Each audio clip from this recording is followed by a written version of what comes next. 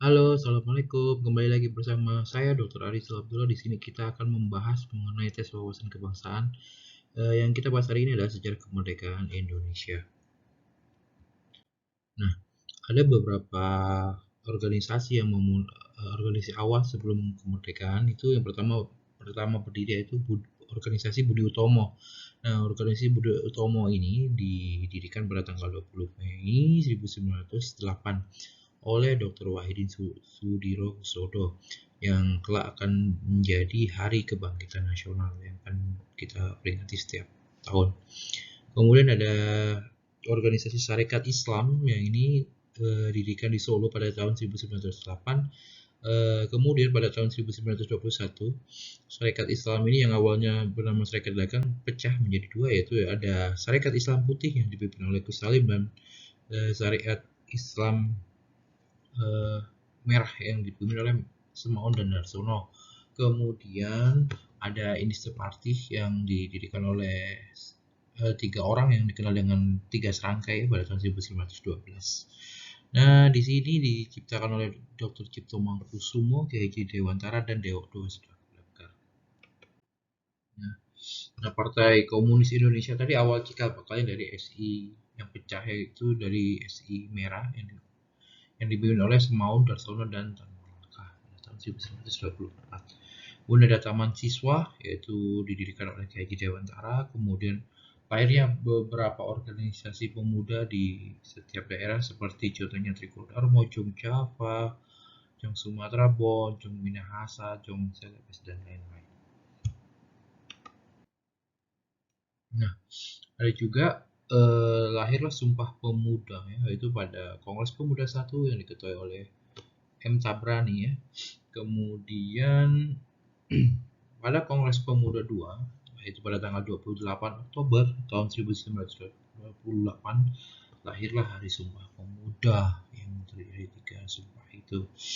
Kemudian di sini juga pertama kali diciptakan lagu Indonesia Raya yang diciptakan oleh Wage Rudolf Supratman atau yang kita kenal dengan W.R. Supratman.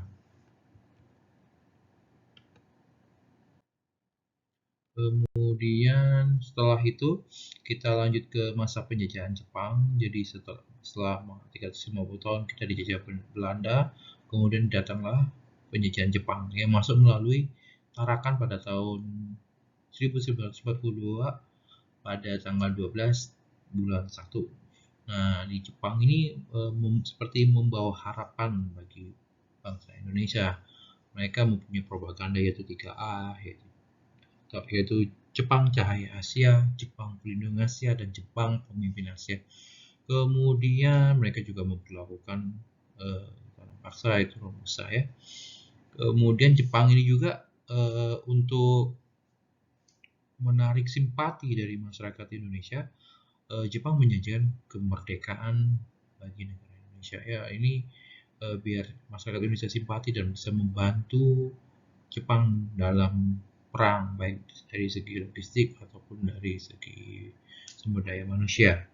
Itu pada tanggal 7 September tahun 1944, Jenderal Kuniaki Kaiso ini dia mengizinkan bendera merah putih itu boleh berkibar di samping bendera Jepang.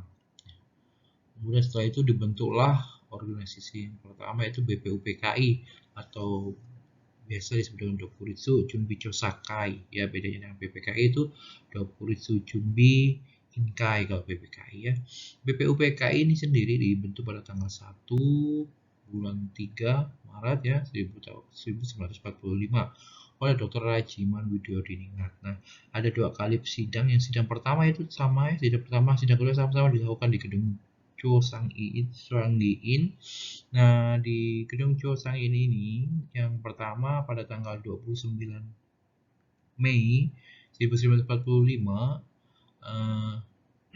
ini Dr. Muhammad Yamin mengutarakan 5 sila seperti sila peri kebangsaan, peri kemanusiaan, peri ketuhanan, dan peri kerakyatan, dan peri kesejahteraan rakyat. Kemudian pada tanggal satu hari sesudahnya, yaitu 2 hari kemudian tanggal 31 Mei oleh Dr. Supomo juga menyatakan pendapatnya mengenai 5 sila, yaitu persatuan, kekeluargaan, mufakat dan demokrasi, musyawarah dan keadilan sosial. Baru pada tanggal 1 Juni 1945 Insinyur Soekarno memberikan juga usulan 5 sila itu, yaitu kebangsaan Indonesia, internasionalisme dan perikemanusiaan, mufakat dan demokrasi, kesejahteraan sosial dan ketuhanan berdasarkan kebudayaan. Nah, pada tanggal 1 Juni 1945 ini, Insinyur Soekarno mengutarakan 5 sila ini disebut dengan Pancasila. Nah, sehingga kelak pada tanggal 1 Juni akan diperingati sebagai lahirnya Pancasila. Ya. Hari lahirnya Pancasila, bedakan dengan Hari Kesaktian Pancasila. Oke, kemudian pada sidang kedua yaitu itu untuk membahas mengenai luas wilayah Indonesia, status kewarganegaraan, ekonomi dan pendidikan. Oke, lanjut ke setelah itu juga setelah tanggal 1 Juni itu mereka juga membentuk panitia kecil ya, panitia 9 ya, dari Insinyur Soekarno, Muhammad Hatta, Muhammad Yamin, Ahmad Subarjo, Abdul Karim Muzaffar, Ahmad Rami, Said Agus Salim, Abu Kusno, Dr. Suseno dan Kiai Haji Wahid Hasim. Nah, di sini mereka menghasilkan Piagam Jakarta ya pada tanggal 22 Juni. Ingat kan ini biasa sering keluar ini, yaitu 22 Juni tahun 1945 ya, Piagam Jakarta. Isinya seperti Pancasila, 5 sila itu, cuma di pasal satunya saja yang sedikit berbeda, yaitu ketuhanan dengan kewajiban menjalankan syariat Islam bagi para pemeluknya, yang nanti akan mendapatkan usulan dari tokoh-tokoh di Indonesia Timur, nanti jadi berubah seperti sekarang ini.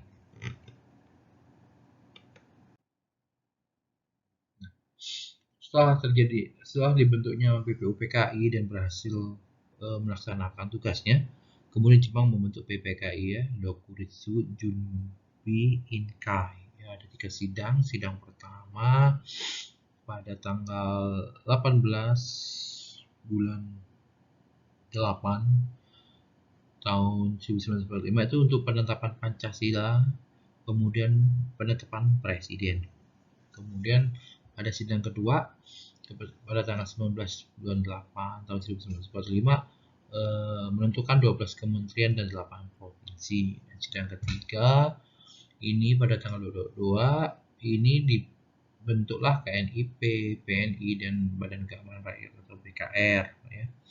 PPKI sendiri ini diketuai oleh Insinyur Soekarno, dibentuk pada tanggal 7 Agustus 1945 dan disetujui oleh Jenderal Terauchi. Itu ini ada beberapa peristiwa menuju detik-detik proklamasi ya.